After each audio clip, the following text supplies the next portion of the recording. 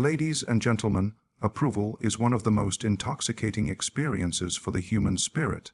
The moment someone recognizes us, praises us, or validates our worth, it feels as if a light has been turned on inside. We feel alive, seen, and important. That moment of acknowledgement can give a rush more powerful than any substance, for it touches the deepest part of our longing to belong. Yet, for all its sweetness, approval is fragile. It is like a spark in the dark, bright for an instant, but gone before we can truly hold it. The hunger for approval begins again the moment the applause fades. We live in a world where approval is often mistaken for love. As children, we are taught to seek gold stars, grades, and compliments. We quickly learn that when we behave as expected, approval follows, and when we deviate, silence or rejection takes its place. This conditioning becomes so ingrained that many grow into adulthood still measuring their worth against the nods and smiles of others. But the truth is that approval is not love. Love sees the whole of who we are, flaws and all. Approval only accepts us when we fit into an expectation, when we meet a condition, and because of this, it is never lasting. Think about how quickly approval changes. One day, you may be celebrated, admired, even adored. The next day, the same crowd may turn its back, question you, or forget you altogether. What was once a chorus of applause becomes silence, and the silence is deafening because it reveals how dependent we have become on external voices. The world is fickle. People's opinions shift with trends, moods, and circumstances. To place our worth in something so unstable is to build a house on sand, destined to collapse with the first wave. Approval can never satisfy because it does not touch the root of our being. It addresses the surface, the image we project, the role we play. But deep down, the soul knows it cannot be fed with temporary recognition. It longs for authenticity, for a life lived in alignment with one's true self. When we mistake approval for fulfillment, we enter into an endless chase, running faster and bending further to secure another compliment, another sign that we are enough. But no matter how many times we receive it, the satisfaction never lasts. Like drinking salt water, it only increases the thirst. There is also a subtle danger hidden in the pursuit of approval. It makes us shapeshifters. We adjust our words, our behavior, and even our dreams to match what others will applaud. Slowly, we lose sight of who we are without the mask. We forget what it feels like to act freely, to choose without fear of judgment. The self becomes divided, one part alive only in performance, the other silenced in the shadows. Living for approval is, in truth, a quiet form of self-betrayal, and yet many people continue the chase because they believe approval will finally grant peace. They think, if enough people admire me, then I will feel whole. But wholeness does not come from others. It is an inward journey, a reconciliation with the parts of ourselves we have long hidden away. Approval may light a fire for a moment, but it cannot sustain warmth. The only flame that lasts is the one lit from within, the flame of self-respect, self-acceptance, and authenticity. The fleeting nature of approval can teach us something vital. It shows us that external voices are unstable, but our inner voice can be a foundation. It shows us that recognition is temporary, but self-worth is enduring. It reminds us that while applause may fade, a life lived true to oneself leaves a resonance that no silence can erase. The moment we understand that approval will always pass, we begin to loosen its grip. We stop confusing it with love. We stop chasing it as though it were the air we breathe. And in this release, we finally find the strength to live as we are, not as others demand us to be. Approval is fleeting, but the self is eternal. When we learn to anchor our worth in what does not vanish, we step into a freedom beyond applause, a freedom that no shifting opinion can ever take away. From the earliest days of life, many of us are taught that the world rewards performance. We learn that smiles appear when we do what pleases others, and frowns follow when we stray too far from expectation. Slowly, almost without realizing it, we begin to measure ourselves by how convincing our performance is. We become actors on a stage, adjusting our lines, costumes, and masks according to the audience we face. With every role we adopt, we may receive approval, admiration, or acceptance. Yet behind the curtain of this endless play, there often lingers a silent question: do they love me, or do they love only the mask I wear? The difference between performance and authenticity is the difference between living borrowed lives and living one's own.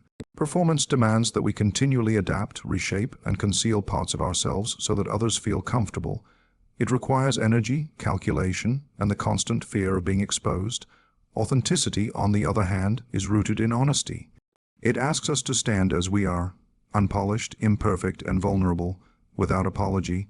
Where performance seeks applause, authenticity seeks truth. Where performance ends with exhaustion, authenticity ends with freedom.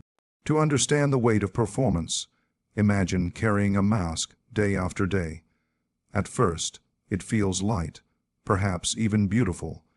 It grants us entry into spaces we might otherwise be excluded from. But as time passes, the mask grows heavier, pressing against our face until we no longer know where the performance ends and the self begins.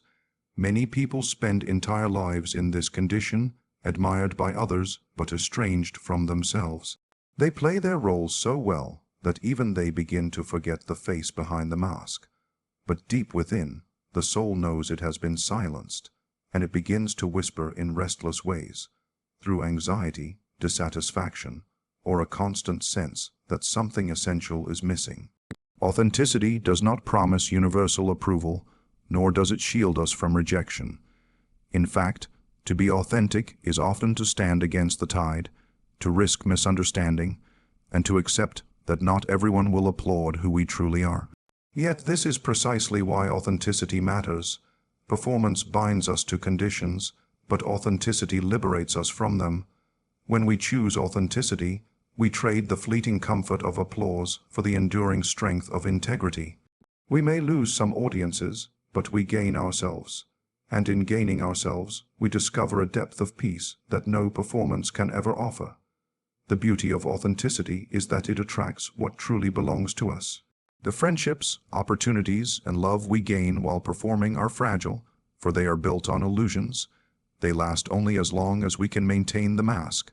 But when we show up authentically, even if fewer people remain beside us, those who do are drawn to the reality of our being. Their acceptance is not conditional. It does not vanish when we falter or change. In authenticity, we form bonds rooted in truth, not in performance. Performance may seem powerful in the short term. It can earn applause, attention, and even success. But it demands a price, the slow erosion of the inner self. Authenticity, though more difficult, nourishes the soul. It allows us to live without the constant fear of exposure, because there is nothing to hide. It allows us to rest, because we no longer divide ourselves between who we are and who we pretend to be. It allows us to grow, because authenticity is fertile ground for transformation, while performance traps us in repetition. Ladies and gentlemen, the choice between authenticity and performance is the choice between truth and illusion, between freedom and bondage, between life lived deeply and life lived on the surface. To choose authenticity is to step into the unknown with courage, but it is also to step into the only life that was ever truly yours. For in the end, the world does not need another flawless performance. It needs the living presence of a human being who dares to be real. There exists within every human being a silent truth, one that does not shout, one that does not demand recognition, yet one that cannot be erased, the truth of inner worth. Too often, people wander through life as if their value must be earned, as if dignity is a prize to be granted by the approval of others, or as if existence itself must be justified by achievement, appearance, or praise. But the reality is far simpler and far more profound. Worth is not something we acquire, it is something we already carry. From the very moment of our existence, before the world placed labels on us, before we learned the language of comparison, before we were measured by standards of success or failure, we possessed an unshakable worth. The tragedy of life is not that we lack value, but that we forget it. From childhood, many are conditioned to believe that love must be earned through good behavior, recognition, or success. This conditioning creates the illusion that worth is conditional, fragile, and always at risk of being taken away. We grow up believing that if we achieve enough, conform enough, or impress enough, then we will finally feel complete. Yet, no matter how many trophies we collect, how many compliments we receive, or how high we climb, the sense of fulfillment remains just beyond reach. This is because external achievements can decorate our lives, but they cannot define our essence. True worth exists independently of circumstances. It is not lessened by failure, nor is it increased by success. A person who stumbles is no less valuable than a person who excels. A child who struggles is no less worthy of love than a child who thrives. The mistake we make is to confuse what we do with who we are. What we do can change with time, effort, and circumstance, but who we are at the core, the fundamental dignity of being human, remains constant. That constancy is what makes worth inherent, for it does not depend on shifting conditions. Consider the symbolism of a diamond buried deep in the earth. Whether hidden in darkness or polished to brilliance, its value remains the same. The recognition of its beauty may change depending on whether it is seen or unseen, appreciated or ignored, but the essence of the diamond does not alter. In the same way, human worth is not diminished when unseen, nor is it increased when praised. It simply is. The tragedy is that too many people live as if they must beg for recognition of their inner diamond, rather than realizing it is already theirs by birthright. When people forget this inherent worth, they become trapped in endless striving. They chase success not for the joy of growth, but for the desperate hope that achievement will make them finally enough. They seek relationships not for genuine connection, but for validation that they are lovable. They live in fear of rejection because they believe rejection erases their value. But this is a distortion, a shadow that blinds them to the truth. Rejection may wound the ego, but it cannot touch the core of inherent worth. Failure may alter a path, but it cannot erase the dignity of existence itself. To awaken to one's inherent worth is to reclaim freedom. It is to step outside the cycle of proving and defending, and to rest in the simple, powerful truth of being. This awakening does not make us arrogant, rather it grounds us in humility, for we see that worth is not a prize given to the few, but a reality shared by all. Every person, regardless of status, culture, or circumstance, carries this same inner dignity. To recognize it within ourselves is also to recognize it in others, and in doing so, we cultivate compassion, respect, and authentic connection. Ladies and gentlemen, the journey of life is not about becoming worthy. It is about remembering that you always were. The worth within you is not fragile, not conditional, not negotiable. It is a birthright, an unshakable truth, a light that may be hidden but never extinguished. And once you recognize that your inner worth is inherent, you no longer live in fear of losing it, because you finally understand it was never something the world could give or take away. There is a kind of freedom that no chain can bind and no law can grant. It is not written in constitutions, nor is it handed down by society. This freedom is quieter, more intimate, and infinitely more powerful. It is the freedom that comes through self-acceptance. Many people live their entire lives searching for liberty in external forms, freedom from responsibilities, freedom from judgment, freedom from obstacles. Yet, the greatest prison is not the one built by others. It is the prison we build within ourselves when we refuse to accept who we truly are. Self-acceptance is not a passive resignation, it is a courageous act. It means turning toward the mirror without flinching, seeing not only the light but also the shadows, and choosing to embrace both. Most people find this difficult because they are taught to chase perfection, to polish the image they show the world, and to exile the parts of themselves they fear are unworthy. They strive to edit their own humanity as if they were curating a performance, presenting only what is acceptable and hiding what is inconvenient. But the cost of this constant editing is heavy, for it severs us from our wholeness. To reject parts of oneself is to live in conflict. The mind becomes divided between the self we present and the self we conceal. Every compliment received feels undeserved, for deep down we believe that if others truly knew us, they would withdraw their love. Every success feels fragile, for it rests upon the fear of being exposed. This internal division keeps us anxious, restless, and weary. We may appear free to the outside world, but inwardly we remain trapped by our refusal to accept our own humanity. True self-acceptance dissolves this division. It allows us to stand with all that we are, strengths and weaknesses, virtues and flaws, triumphs and failures, without needing to deny or disguise any part.